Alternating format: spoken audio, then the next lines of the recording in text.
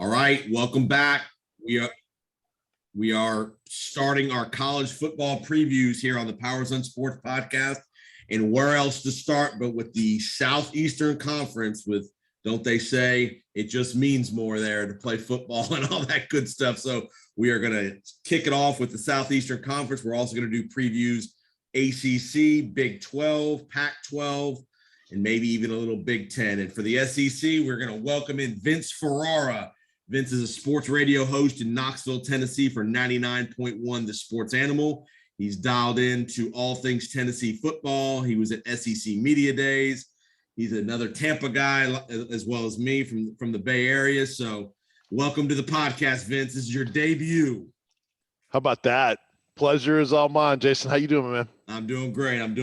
We're almost here. We're less than 2 weeks away from the college football season starting, and again, no better place to start than right here in the SEC, and you're dialed into all things SEC. First of all, tell me about Media Day a little bit. I know you went, obviously, the first year back of having people there and all that stuff. How was that atmosphere in Birmingham, and how did everything go, and how did everybody react to being back in town?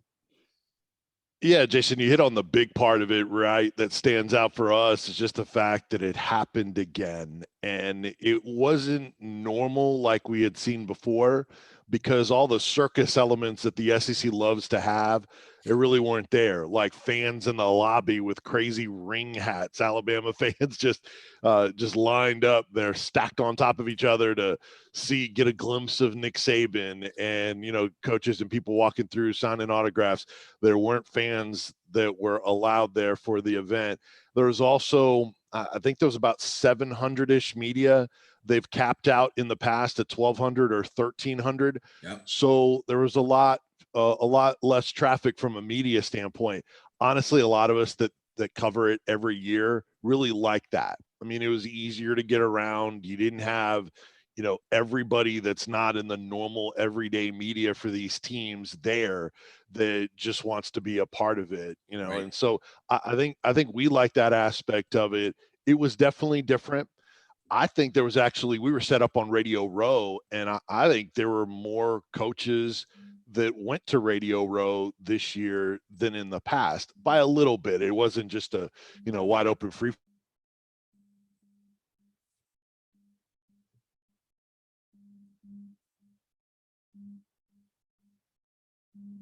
Having a little technical difficulty with Vince and his Zoom. Vince was talking about Media Days, and I know that area very well in Birmingham where they host that Media Day at the hotel. They do a great job, packing all the people in, all the teams in, all the coaches and all the staff and all that good stuff. So they do a tremendous, it's big business for Birmingham for Media Days with that hotel there in Hoover, Alabama. I actually used to live 5 minutes down the road from that hotel, and everybody anticipated that event every year in Birmingham in the midsummer. So it was awesome to have all those people. And Vince, you were talking about the shortening of the number of media members and all that kind of stuff. And from your perspective, easier access to talk to people and get coaches and other guys in other markets. It was, yeah, in terms of talking to other media, yes, I think it was better just to be able to breathe. I mean, it's a circus kind of as it is, and you didn't quite have the cattle of reporters and photographers following players and coaches from one room to the other. Right. So sometimes you need to get through that wave to quickly get to another room for another press conference to start, or to go tape an interview or something. So it was a little bit easier to kind of get your work done and talk to other media as well, set some stuff up. But obviously the biggest thing is to learn about the players and the coaches from the players and the coaches. There wasn't as much access, and we were having to rely, unfortunately, on their internet to be able to download videos, things like that, because they were keeping a lot of the players away and not doing as much one-on-one. You had to rely on the SEC's access to their stuff. And then so their internet, it means more. I wish the internet meant more, because that was really a struggle for some of us. And just kind of, how it is. There's so many people, there's so much competition, and Yep. putting that content out. Yep. if you're slow because your internet doesn't work, a lot of people may have already found some of that stuff. So, Right. that's one little aspect of it. But overall, just really thankful that we're able to be there, and they found a way to do it.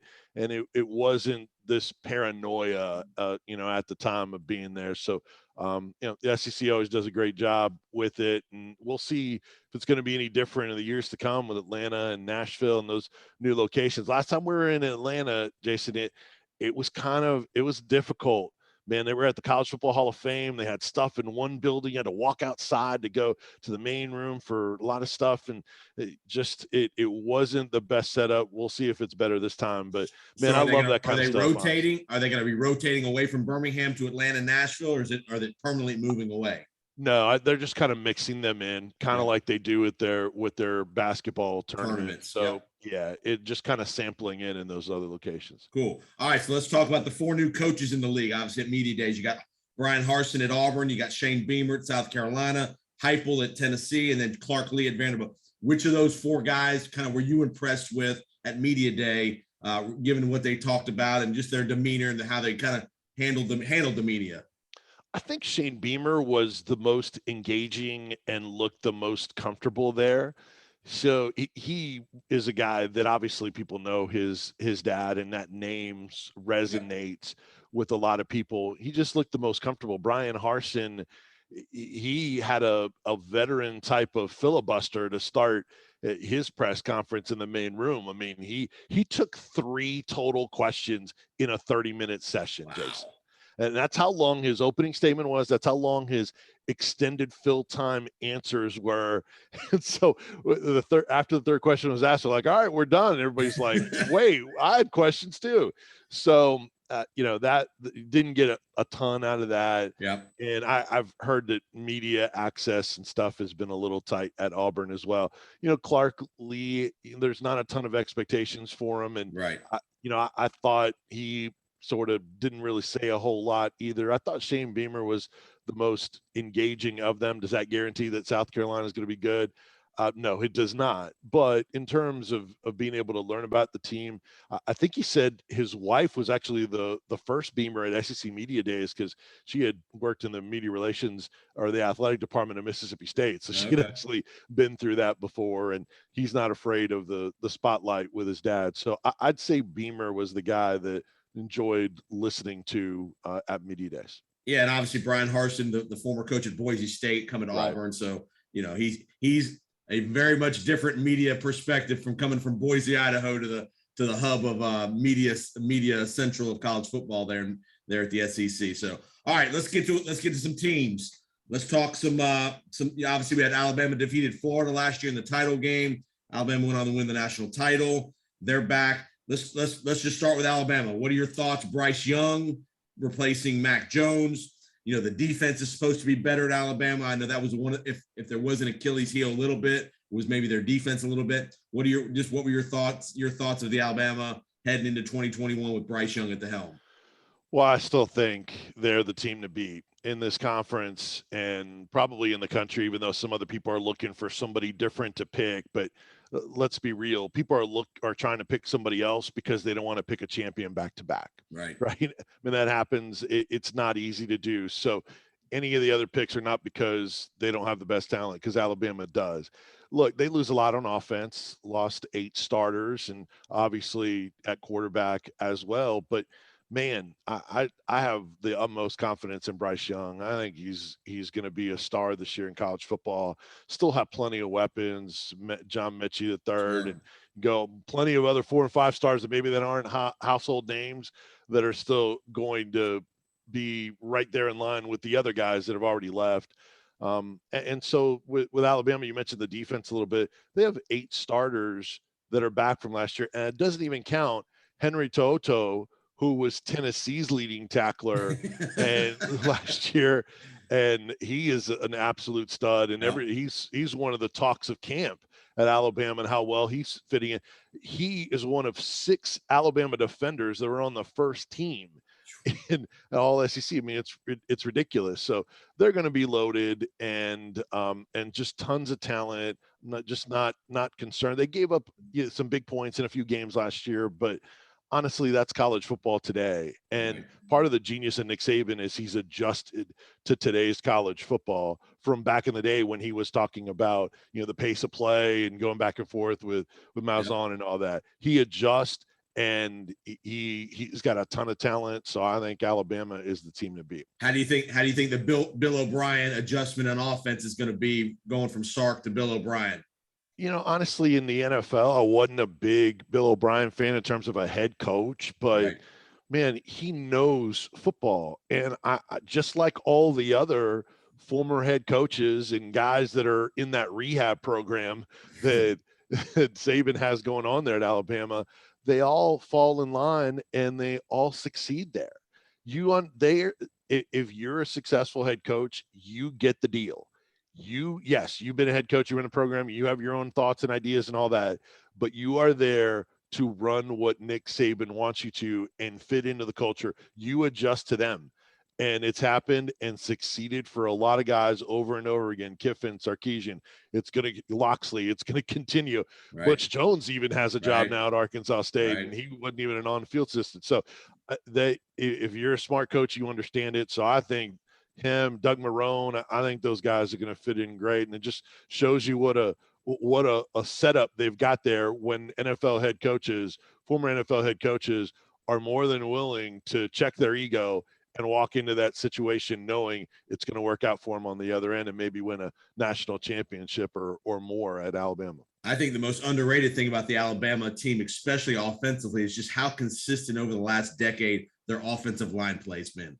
They haven't always had the best offensive linemen, and their offensive linemen haven't always projected well in the NFL. Right. But every year they are just above average, if not elite, offensive line play, which makes the offense so much easier to run. And obviously it helps the defensive guys as well. So that to me, that's always been the undervalued part of that team. And they've got another stud in Evan Neal, who I think made Bruce Feldman's freak list, and everybody raves about him. So seemingly they've got at least one stud every year, but they always find a way to get better as the year goes on. Right. And Jason, you'll appreciate this. Now they even have fixed their kicking problems, which used to be their one thing they couldn't figure out before. I knew. It's funny, when I was living in Birmingham, I actually trained the kid when he was like 7th and 8th grade. He's a Birmingham kid, the kicker they have. Yeah. I'm losing I can't remember his name. But losing track of his name right now. But yeah, I actually know who that kid is and actually worked him out before. Nice. Yep. But yeah, interesting. All right, let's go to Florida. Okay. Kyle Trask gone. They had a great run last year. They made it to the SEC title game. They lost the game late in the year. They lost to Alabama, obviously. Is Emory Jones the guy at Florida to replace Trask, or are they going to use kind of a QB by committee? Yeah, I'm not as sold on Emory Jones. I know he's been in the program and been kind of mixed in, his first couple of years. I just don't know that he is the guy automatically. Some people think so. Other people are skeptical. So it's more of a mixed bag with him. The thing is, Florida deserves some benefit of the doubt because of Dan Mullen. Right. And Dan Mullen always seems to figure things out. Not only as a team when people don't expect as much out of them, and I do think that a lot of expecting a ton from this Florida team. I think it's pretty much most people think it's going to be Georgia, and I do as well, with Florida sliding back a little bit. But man, those are the times where Dan Mullen outperforms expectations, and he seems to figure it out at quarterback when he doesn't have the best talent, and seems to find a way. So even though I'm not bullish on Emory Jones, you kind of still have to give Dan Mullen that benefit of the doubt that he might figure it out, whether it's him or whether they go another direction. But they'll be able to run the football and still have some questions on the offensive line, and lost a fair amount on defense, but they still have some players to work with. And they don't have Georgia, Alabama level players in the SEC. There's a drop off from there, but they've still got really good talent. And a huge showdown in mid-September. Alabama comes to Gainesville in mid-September. So, that's going to be, again, Dan Mullen, like you said, back of his Mississippi State days. He's always been a kind of a giant killer once in a while. These kind of years when everybody kind of is pushing them down a little bit. So be careful, Alabama, as you go to Gainesville in that early showdown, which will be happening in early September. So, all right, let's go to LSU. A lot of turmoil over the offseason with Orgeron and just stuff going on there. Just your thoughts, just some general thoughts about LSU.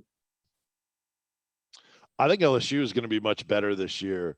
Their coordinator hires are guys that Joe Brady, the 2019 offensive coordinator that is now at Carolina, that he recommended to him. Ed Orgeron told us at media days, he did an interview on our station as well, one-on-one, which is cool. And he knows one of our afternoon co-hosts, Jimmy Himes, really well. So one of the things he said at media days was, hey, I went to Joe Brady and said, without hiring you, who can I hire that can do what you do? And he recommended their co-coordinators, and that's what he did. He went and hired him, brought him in, and so that's a smart play to try to duplicate what they did before. Now, you don't have Joe Burrow, right? That's the problem.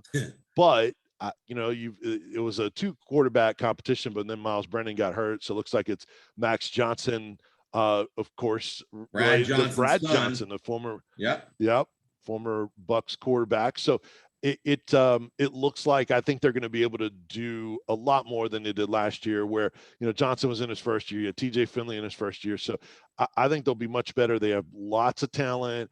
Derek Stingley Jr., the cornerback, is as good a defensive player as there is in the country. And then obviously they fixed the defense by parting ways with Bo Pelini. I mean, what a disaster that was. There's a ton of talent in the defense. No way they should have had that kind of mess defensively.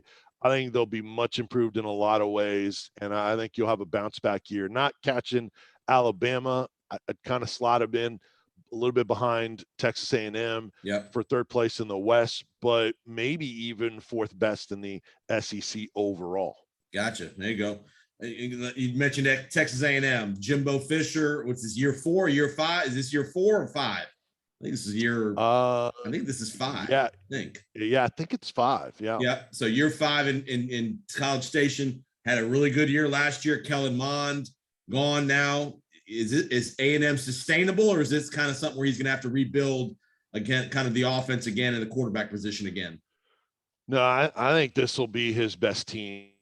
They are loaded. Now, the one question mark for them, the thing they still need to figure out, is quarterback. And maybe they have figured it out, but haven't named a quarterback.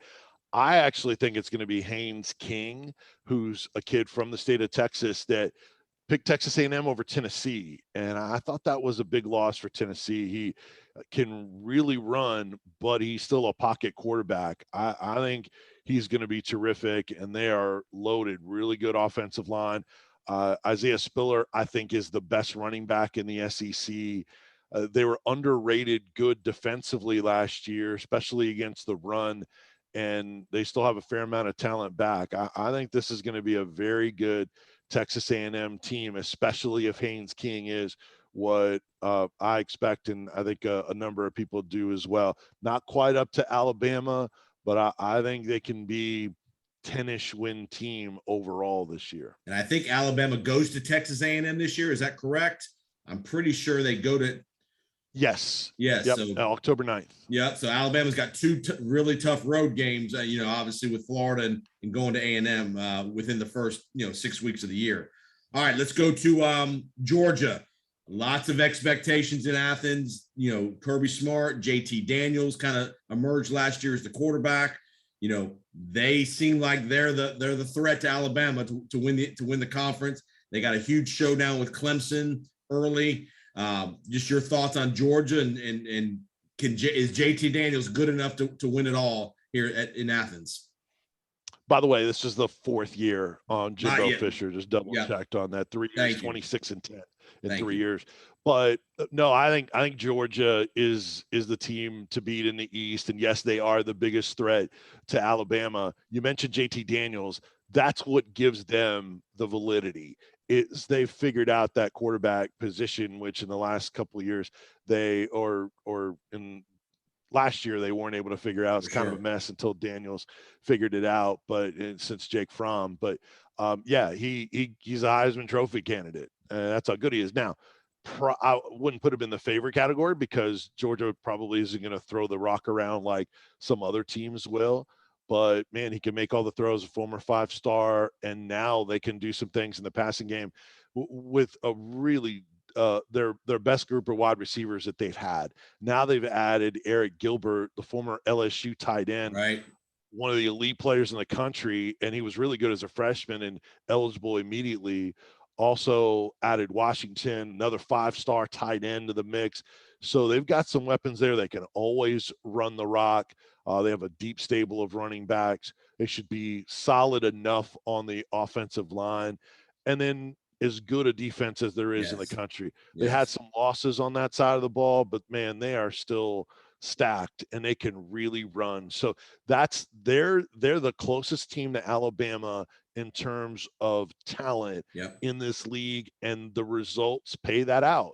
And if you go through the two deep, and I often do this before Tennessee matches up with someone, and then just start writing down what the star rating is of everybody on the two deep.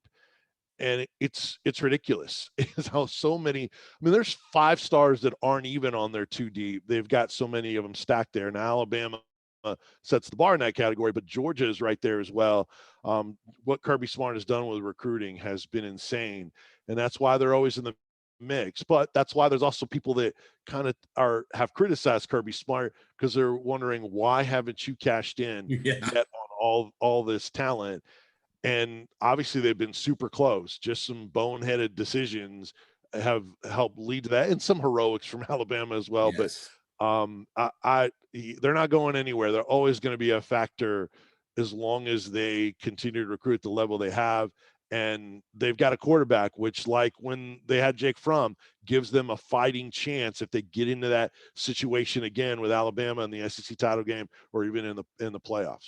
Yeah, and Todd Munkin's he's a former, I know him. He's down here in Tampa, OC in Tampa for Dirk Cutter. He is an underrated OC. He's a very good play caller, good play designer. And like I said, he's very good in the run game, that kind of stuff. So I think he being there calling the plays is going to help as well. Yeah. All right, totally let's talk. Yep. Go ahead. No, I was just going to say he's got the background to maybe throw it around a little bit more, right? But no, because of their talent and because he's still with his tempo and spread offense in the past, still runs the football. I think that's why you'll see them still be very balanced on offense. And the Clemson game is so important to me for Georgia because if you can beat Clemson, you can then get to the SEC title game and afford a loss to Alabama. Whereas if you lose to Clemson, then you lose again to Alabama at the end, you might not get in with 2 losses, depending on what other people do around the country. Yeah, no, it's a great point. And look, and all of the validity that you're going to get for your program if you beat a Clemson, you beat a top 5 team. I mean, that's going to go a long way in the minds of the people in that committee that already think highly of SEC teams, and rightfully so. But that will be very, very valuable if they can do it. And, maybe with all the losses that Clemson has, including a quarterback, even though I think DJ Uiagalelei is going to be fantastic. Really maybe game 1 is the time to get them. So that's a key game for sure in the big picture of things for Georgia. Yeah. You're listening to the Powers on Sports podcast. We're on with Vince Ferrara, giving you a full breakdown of the SEC. We got other conference previews coming behind this, so definitely stay tuned to the podcast. Again, appreciate you finding us. And so, again, Vince is from as a radio host, 99.1 Sports Animal in Knoxville. Let's get to your hometown team. As Vince is, I got the Sports Animal logo in the background. Let's get to your neck of the woods and your territory, the Tennessee Volunteers. I've always I'm just amazed that it's been 20 plus years since they've been really good. I mean, in the mid 90s when we were growing up, they in Florida were the elite. I mean, they were it, man.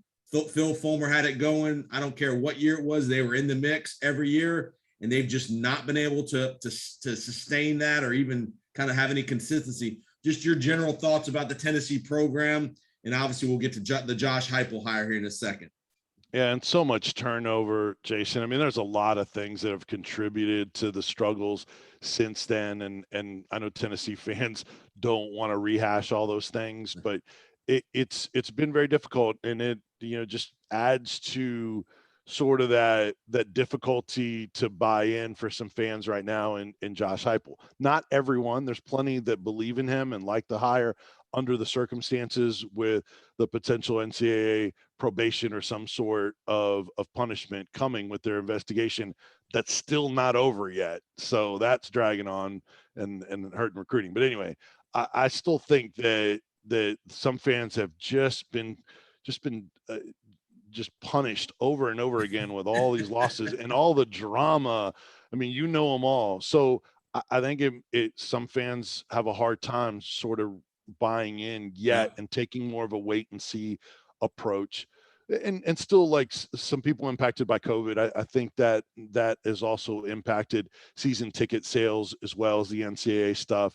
Season ticket sales, last I heard, were approaching 55,000, but that's a low number for them, right? Especially when they can put 102 455 in Neyland Stadium. I don't know that they're getting there. I don't think they're getting the sellout this year, honestly. But I think that Josh Heupel has done a really nice job so far. I like he and his staff.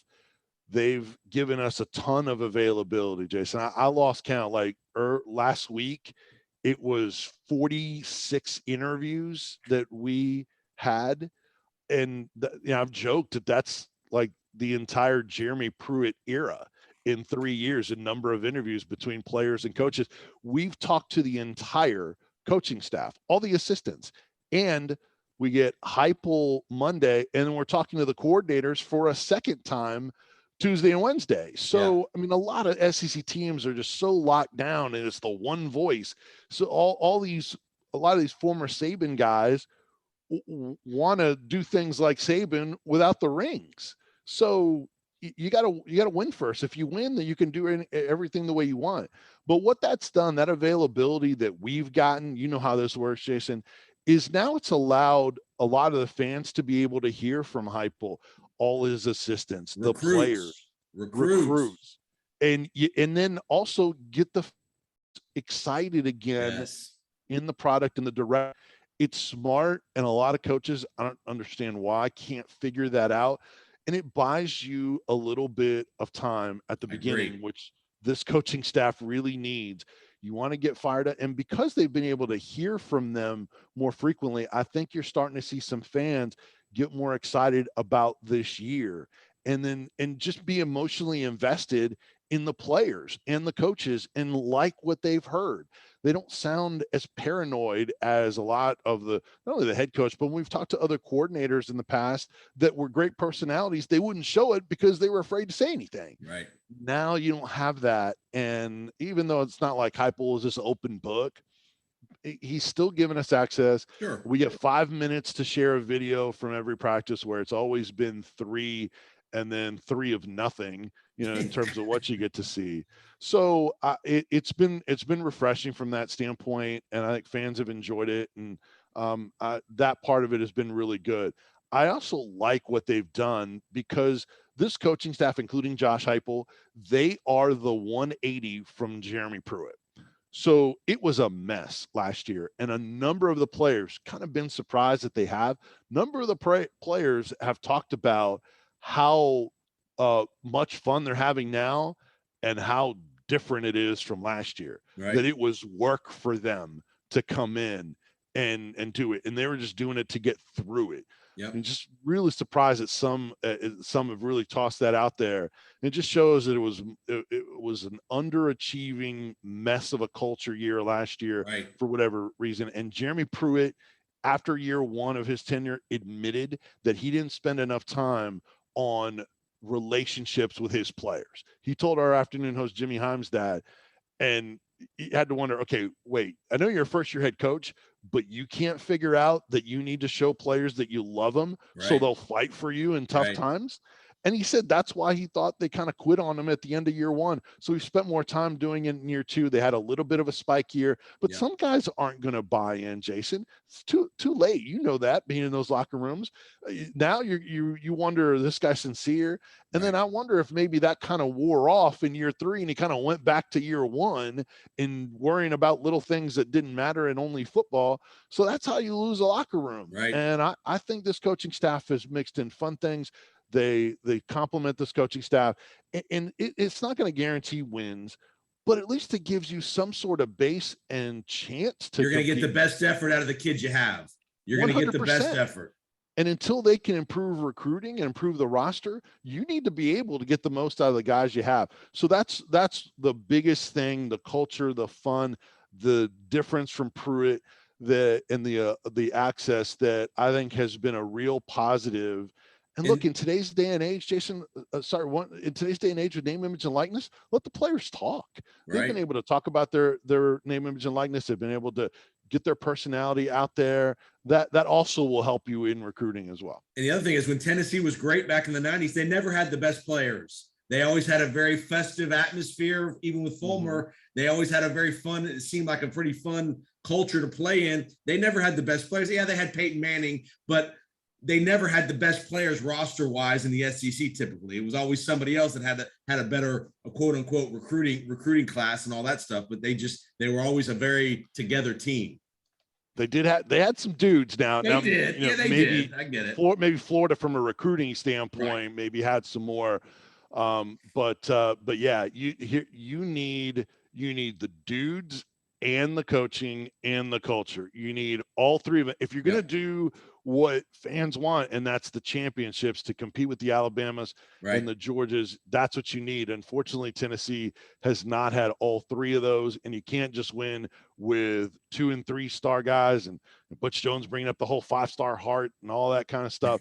You need dudes, you need great coaching, you need the culture, and at least they're working on the things they can control right now in the culture. We'll see on the coaching this year, and then the recruiting will hopefully pay off for them down the road, and then you can improve that roster. But I like the start they've had so far.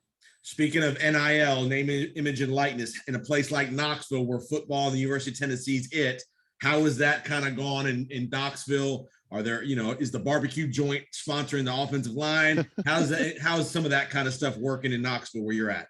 There've been some of those things. There've been a few. I think the most interesting one is a walk-on wide receiver named Grant Freerking.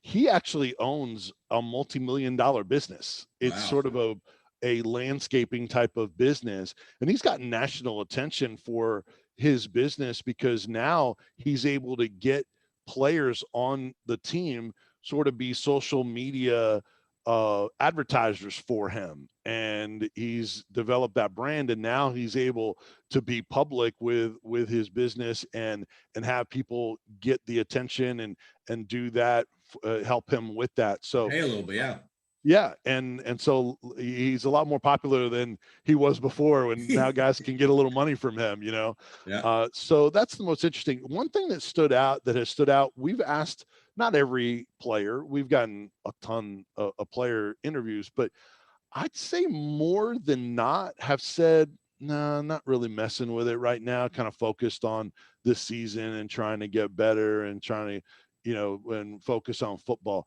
And we heard that a fair amount at SEC football media days from players around the league. JT Daniels said that, Lante Taylor from Tennessee said that at media days and locally as well. I think that's an interesting thing that maybe people didn't expect, that it's not for everybody. And I'm sure virtually everybody is getting some sort of opportunity, but some of them are cashing in on the little stuff. But I think there's a fair amount of them that are like, man, I got to worry about football first. I mean, student athletes, they have so much on their plate as it is. That's a concern. You can get sidetracked if you're trying to do too much, and then also just trying to slow play to make sure you don't just jump on the first opportunity, which is smart. So nothing overwhelming, but I again, continue to notice that not everybody is diving in and just focusing on football, which Tennessee needs plenty. And you heard the rumors out of Tuscaloosa that Bryce Young had close to a 7-figure deals in place for him. So right. I'm going to be very interested to see how that plays in the locker room when you got the guy like Bryce Young who's got all the deals, and then you got the other guys, the offensive lineman or the backup safety who maybe doesn't have anything. How that mixture and the chemistry is going to affect things, especially when Bryce Young doesn't play well. When there's a game where he doesn't play well and he throws 3 interceptions and maybe they lose a game they shouldn't lose. Well, it's what you do with that deal, right? If you're not producing and people know, your teammates know that you're spending a lot of time on that name, image, and likeness stuff, whether you're doing an autograph session or you're posting on social media or you're doing events or you're showing up with cars and things like that. So whatever it is, they'll know what you're putting in. And if you don't produce, then that's when it can hurt you in the locker room. People on the outside are always going to point to it because now it'll be an easy target with fans, which and public knowledge. Ugly. Yep. Yeah. And it'll be ugly because sometimes it'll have absolutely nothing to do with what happens on the field. And you know how some people on social media are, they're just going to use anything that's easy because they're lazy. And so that'll be unfortunate, but I think the time investment is the biggest thing, more so than jealousy, especially at Alabama, when the opportunities are there for plenty. I mean, if the starting left guard maybe he doesn't have a name, image, and likeness deal, but maybe it's because he chose not to do anything right now. True. And so everybody will react to it differently, but it is a different dynamic, and it's on the coaches and the culture on how that stuff spits out in the end. Great point. All right, a couple more things, and I'll get you out of here. Mm-hmm. What's the best venue? What are the 1 or 2 great venues to go to that we wouldn't think about in the SEC as far as a place to go watch a game? Oh wow, there are a ton. Haven't obviously with COVID, haven't didn't travel last year around the league. I lived in and worked in Tuscaloosa for a while, so Dreamland Barbecue is always great. Now that's not necessarily a venue to go watch sports, but in terms of the ribs and food, it's fantastic. What about a stadium, a good stadium or two that's kind of under the radar as far as a great place to watch a game? Well, Athens is Sanford Stadium is really good. It's so loud. Now, Tennessee fans always point out how annoying it is that Georgia fans will bark in their face. But in terms of a cool atmosphere, I've actually seen that place quiet too when it's been packed. Like I've been there for, I think it was the first time Georgia did a blackout against Alabama. They got smoked. They did. They got smoked. He did. So that wasn't a great atmosphere. Florida obviously is one of the louder venues. One of my favorites, I'd say though, is Jordan-Hare at Auburn. I've been there for some Iron Bowl games, and it's electric. It's electric. And being on the field too, goodness. And the fans are not that far from the sidelines. It's ridiculous. So those are a few. I haven't done Texas A&M yet. You've been to the Grove? You've been to the Grove? I have done Ole Miss and the Grove. Now, in terms of sightseeing, that's where you go. and Lane Kiffin has brought the excitement back. So now they're in a good mood rather than being in the bottom part of the league. Scenery's even better. The scenery's even better on the Grove. No question. With smiles. It's a good thing. And then to me, right up there in the top is LSU. I mean, Tiger Stadium at night, just ridiculous, insane. Yeah. I've been there for some of those Alabama LSU tilts also. That's why this league is so special, because when you do name the best venues, you can't just come up with one. There's 4 or 5 of them, and that's the bar around the country. They're in every conversation for national best venues. So those would be a few of them. And obviously Neyland Stadium is right up there too when things are cooking. And even during these lean years that you talked about, Jason, there have been some of the loudest moments of me being in a stadium I've ever experienced. the Florida game with Butch Jones, Juwan Jennings, big performance and the catch. And Right. there have been some moments where it's been bottled up, individual here and there. They did have a couple of 9-win seasons under Butch Jones, and they totally screwed up the opportunity to do even bigger, better things in those years. But man, there was excitement back. They got in the top 10 numerous times. So there have been, despite the lean years overall, there have been some insanely loud moments at Neyland Stadium as well. When it's rocking, that is right up there with any other venue. Give me one team who's not going to win the conference or win their division, but it's going to be a pain in the neck for people all year long. Is it a team like Missouri, maybe in Arkansas, maybe in Auburn? Give me a team that you like that's just going to be a pain in the neck, even though their record may not reflect that they're really a pretty good team. Well, a pretty good team. Ole Miss, I think, is going to be a problem, and I think they'll be improved. They should be a little bit better on defense, and they have plenty of talent still on offense, even though they lost Elijah Moore to the NFL. But Matt Corral is right up there with JT Daniels as the best quarterback in the league, and they're just going to put up ridiculous numbers. And if they can just get that defense Stop anybody, a little, just a few stops in today's football, right, that's what you need. So I think they're going to be tough to handle. LSU will be much improved. But in terms of teams that maybe aren't 500, I think Arkansas will, because they're pretty good at the line of scrimmage. Yes. And Sam Pittman, he's doing a good fixed job. That culture. Yep. He fixed that culture quick, and their record really didn't indicate how tough and out they were from zero expectations going in. Right. And so, yeah, Missouri, because of their quarterback and Connor Bazelak.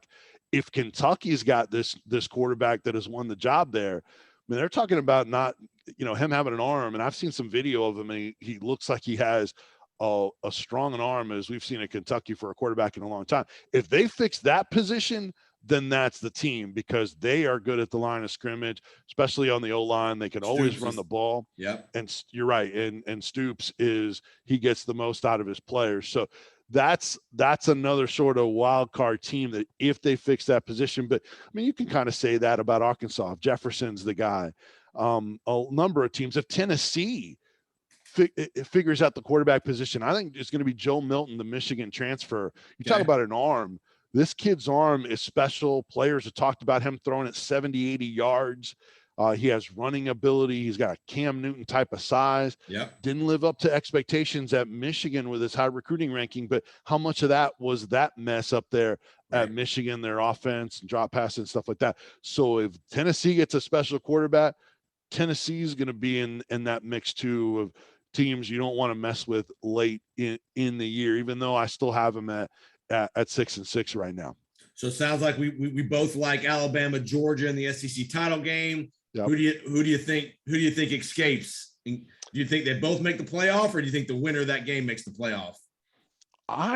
Right now I have Georgia on the outside. I still leading towards Clemson in that game one, even though that's the time to get them. So because of that, I would give Georgia that second loss in the SEC title game. Yep. And right now, I would think with some other teams having easier routes in other conferences, probably will leave Georgia on the outside in, but I'd have them in that 5 spot right now. So I would go with Alabama over Georgia in the SEC title game, but it's going to be a lot of chalk. I'd like to pick somebody from the outside. If I had to go someone like really way off the radar, I would go with North Carolina with Sam Howell, who I think is a Heisman Trophy candidate, NFL prospect. And they've got one of the many Tennessee outgoing transfers. They're littered all over the country, Jason. Nobody has been hammered by the transfer portal like Tennessee. I think last count was 20. No, now with Brian Maurer, the quarterback, he makes it 27 scholarship players that weren't kicked off the team that have hit the transfer portal. A lot of those finding spots. 3 of them at Oklahoma. Jameer Johnson, offensive lineman at Texas A&M, and then Ty Chandler, a really good running back at North Carolina. I think he's a perfect fit. He's RB1 there already, can catch the ball. He's going to be, I think, as good as gets Toto at Alabama as well. it's that part of it is going to be kind of painful. There's going to be a lot of those guys that are going to have big years. Eric Gray at Oklahoma. There's going to be a lot of those guys that are going to have big years, but because of Chandler and Howell and the job that Mac Brown has done in North Carolina, they would be kind of my sort of off the radar sleeper type of team for the playoff. Absolutely. Well, man, great work, Vince. Keep up the great work. Tell everybody where they can find you on social media and in the radio station. Yeah, appreciate it. At Vince Sports on Twitter, VINCE Sports. And then I have a YouTube channel. You can subscribe to me there. You can just find Vince Sports, search for that. And then our website, tons of content, all those interviews that we were talking about that Tennessee has been great to give us so far in preseason camp. And I have a blog there as well. You can go to 991thesportsanimal.com. I call high school football on Friday nights. We started that this past Friday, had a 60-48 game with two state title contenders. It was wild. Don Mahoney, former Tennessee offensive line coach under Butch Jones. He is my color analyst. So we just have a blast with those games. And under the show tab, you can find all the archives of those games. We put out 4 games a week of high school football on our stations. It's just crazy, the content that's there. We do more on the SEC. So 991thesportsanimal.com. You see it right there if you're watching on Zoom. Yep. Vince is a Tampa guy, Jefferson High School. Right. We had a little rivalry. I was a Lato guy. We started, I had a game I referee high school football down here, and I had 42-0. My game was 42-0. Tampa Bay Tech beat Plant 42-0. Beat Plant, man. Plant's terrible. Wow. That is different than past years. Crazy. Yes, they're former coaches of the OC up at Toledo now. Robert Wiener's up at Toledo, coaching for in Toledo. So no more big recruits going to Plant now that Wiener's gone. It's about coaching, man. You know how it works. And then the number 2 overall player in the country, Walter Nolan, everybody wants this kid. Obviously, he's a defensive tackle. He moved from Memphis to Knoxville. Tennessee is in his Final 5. So now everybody is locked in on Powell High School. We actually had their game on Friday, and this kid was ridiculous. I mean, Alabama, Florida, all those powers are in there along with Tennessee.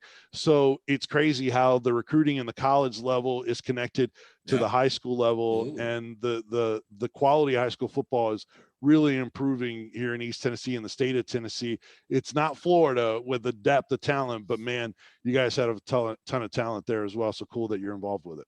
Awesome, man. Well, keep up the great work, Vince. Thanks for the insight and good luck during the football season, my man.